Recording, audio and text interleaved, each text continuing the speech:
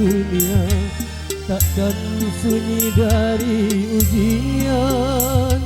Lenyap yang satu, datang yang lainnya, begitulah tiada putusnya.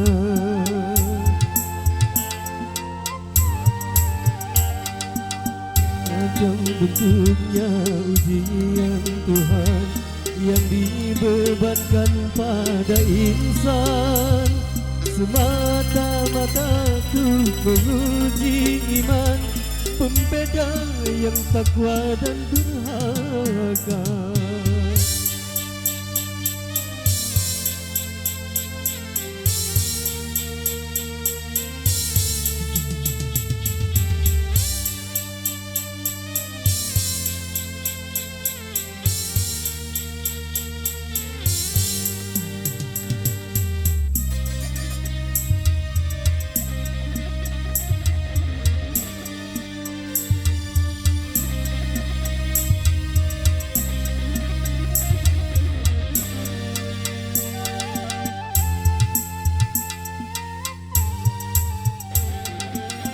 Apabila kau menemui musibah, lalu jangan putus asa.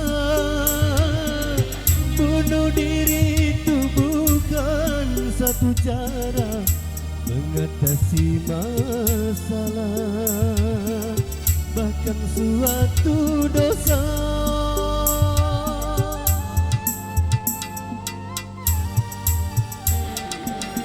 Apabila kau menemui musibah, sabar serta tawakallah,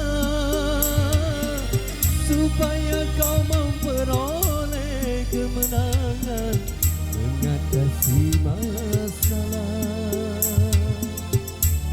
kebahagiaan.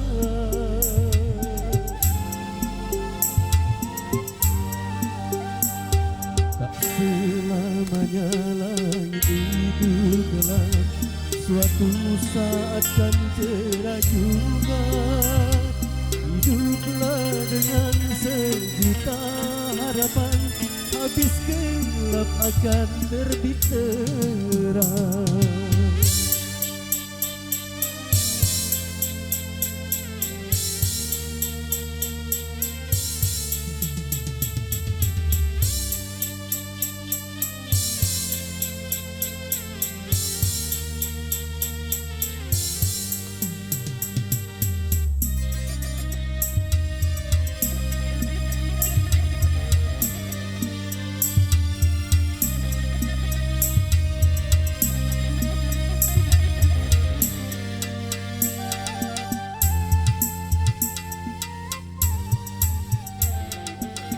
Apabila kau menemui musibah, lalu jangan putus asa. Bunuh diri itu bukan satu cara mengatasi masalah, bahkan suatu dosa.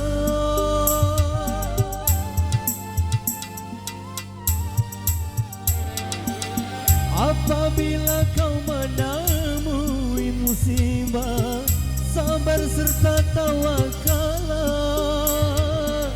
supaya kau memperoleh kemenangan mengatasi masalah, penuh kebahagiaan.